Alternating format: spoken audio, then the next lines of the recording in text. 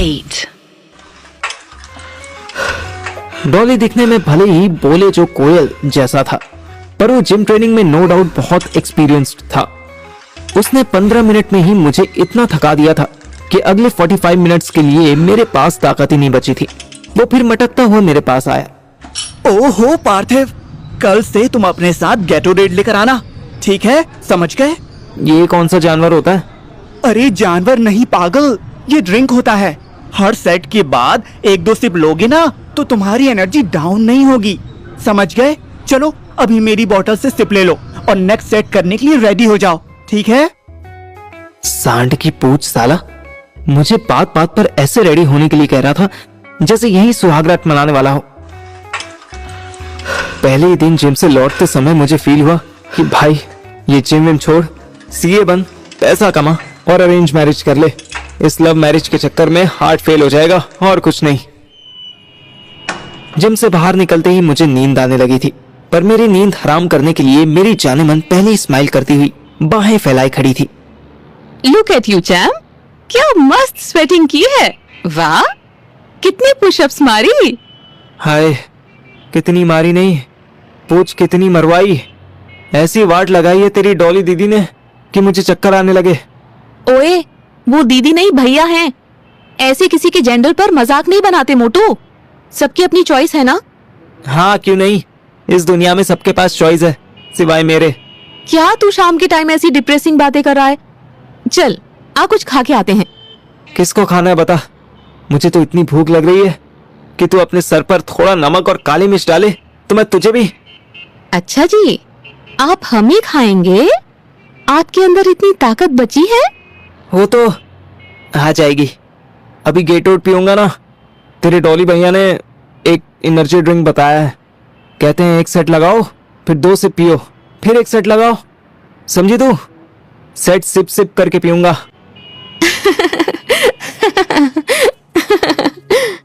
हम दोनों हंसते खेलते बॉइल्ड एग्स खाते हुए अपने अपने घर चले गए। अंडों ने पेट भर ही दिया था, अब मन कर रहा था कि बस घर जाऊं। और जैसे अथर्व का मामा सड़क पे फैल के सो गया था ना, वैसे ही मैं अपने बेड पे लुढ़क जाऊं। पर घर में घुसते ही मेरी अलग स्वागत की तैयारी चल रही थी।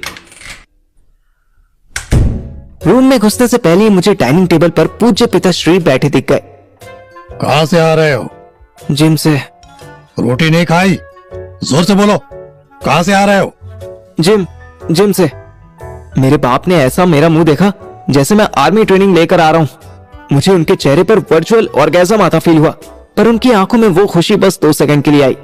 तीसरे सेकंड से वो फिर खड़ूस आदमी बन गए और पूछने लगे, और वो लड़की कौन थी सुबह? वो गुंजा आंटी की बेटी है, सुहानी। उसी ने मॉर्निंग वॉक के लिए बुलाया था, वही बोली कि जिम ज्वाइन। Shut up! जितना पूछूं उतना बताया करो, एक्स्ट्रा इन्फॉर्मेशन की जरूरत नहीं है। मैं सहम गया। सॉरी कौन बोलेगा? सॉरी। मम्मी किचन में खड़ी मेरा शोषण होते हुए देख रही थी। मैंने अज्यूम कर लिया कि उनकी आंखों में आंसू होंगे। मेरा सर नींद में झूमने लगा था। बहुत अच्छा है। बाप कह कह के मर गया कि सुबह उठ जा, सेहत बना ले, पर नहीं, एक लौंडिया ने उकसा दिया तो चले हैं बॉडी बनाने। सुहानी के लिए लौंडिया शब्द सुनकर मेरा ब्लड बॉइलिंग पॉइंट पर पहुंचने लगा। मेरी मुट्ठियां कसने लगी। अब जाओ यहां से, मेरा मुंह क्या ताक रहे हो? मैं जहर का घूंट पीकर अपने रूम में गया और बिना आवाज किए जोर से चिल्लाया। मैंने हर वो चीज जो आवाज नहीं करती थी उठाकर नीचे फेंक दी। मैं रोना चाहा भी तो आंख से बस 2 बूंद आंसू ही आए। काश मेरा बाप मुझसे छोटा होता, काश। ऐसी बेवकूफी भरी इम्प्रैक्टिकल और इम्पॉसिबल बातें करते करते मैं कब सो गया मुझे पता ही नहीं चला। अचानक मुझे ऐसा लगा जैसे भूकंप आया हो। मैं हड़बड़ा के उठा तो देखा सामने मम्मी खड़ी थी। क्या हुआ मम्मी, सब ठीक है? तेरा बाप सो गया है तब सब ठीक है। तू बिना खाना खाए ही सो गया था। चल 2 रोटी खा ले। क्या यार मम्मी, इतनी सी बात के लिए आपने सोते से उठा दिया। खा ले बेटा, जिम में लोहा तोड़ के आया है तू। खाना नहीं खाएगा तो ताकत कहां से लाएगा?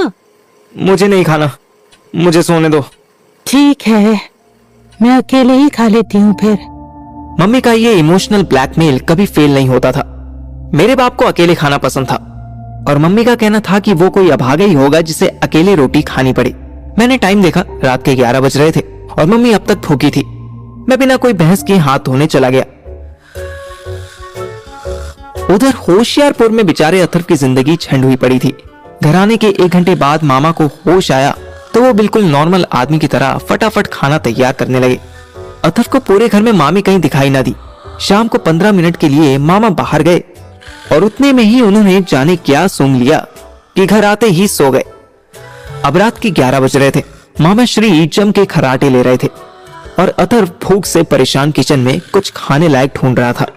क्या चूतियापंती है इस घर में? किचन में कुछ खाने को नहीं है, डाइनिंग रूम में डाइनिंग टेबल नहीं है, बेडरूम में जाओ तो नींद नहीं आती। ये कैसा जस्टिस है भगवान? अथर्व सीढ़ियां चढ़ता छत पर आया। छत का मौसम फिर भी बेटर था। अथर्व यहाँ वहां टहल ही रहा था कि एक मर्दों जैसी आवाज ने उसे टोका।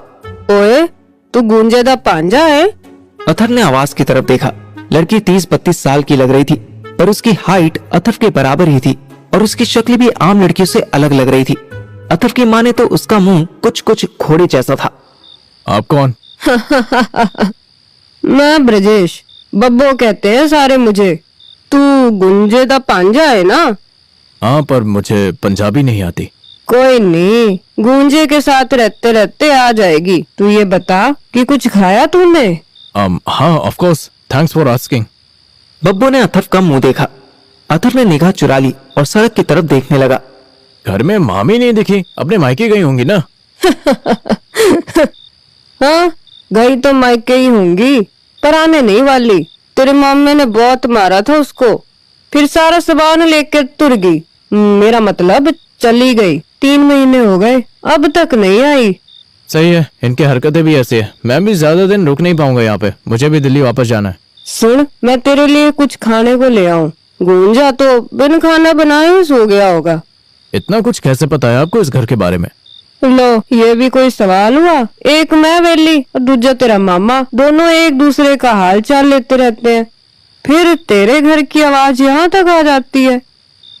अभी क्या मेरे पेट में जो चूहे कूद रहे हैं उनकी आवाज आ गई? नहीं ओए, आज गुंजे की रसोई से टन टना टन की आवाज नहीं आई ना। 4 रोटी और 1 सब्जी बनाने में इतना शोर करता है कि मानो झगड़ा कर रहा हो। खैर, तू टेंशन ना ले, मैं खाना ले आती हूँ। गोभी आलू की सब्जी बनाई है मैंने। रुको रुको, हाँ, आपका तो पता नहीं, पर मामा कैसे वेले हैं? I mean, खाली हैं? वो तो फैक्ट्री जाते होंगे ना? हमारी धागे की फैक्ट्री है ना? हाँ हाँ बिल्कुल, पर फैक्ट्री इतनी बड़ी है कि सब काम नौकर ही कर लेंदे ने। तेरा मामा बस वेला घुमदा, आराम करदा, देसी पीता ते झूमदा है। बब्बो जाने ही लगी थी कि अथर्व ने फिर टोका। डोंट माइंड, बट आप क्यों मेरे लिए खाना ला रहे हो?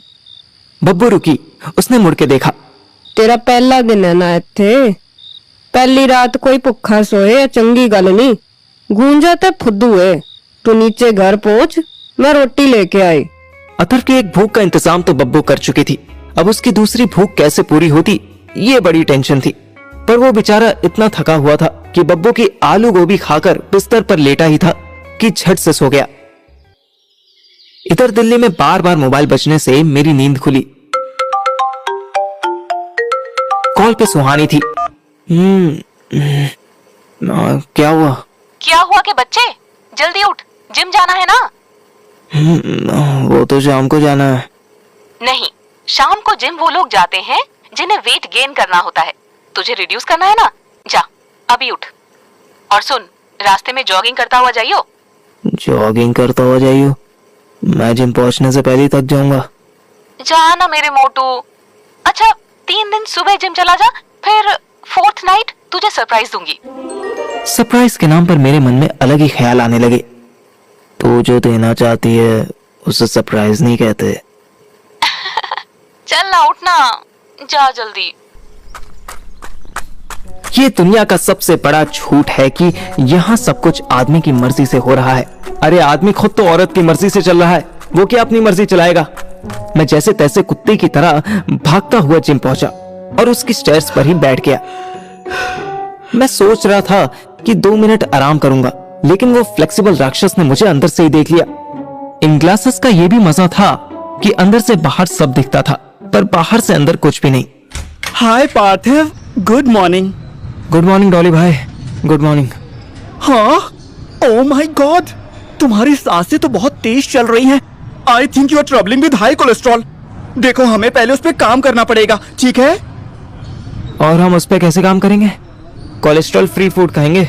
नो, हमें कुछ पोस्चर्स करने होंगे। फ्रॉम नाउ ऑन तुम वेट नहीं पुल करोगे, तुम जिम्नास्ट करोगे, ठीक है? Come on, let's in. I will teach you 69। क्या? अरे डरो नहीं, आओ ना अंदर। मैं डरते डरते अंदर जाने लगा।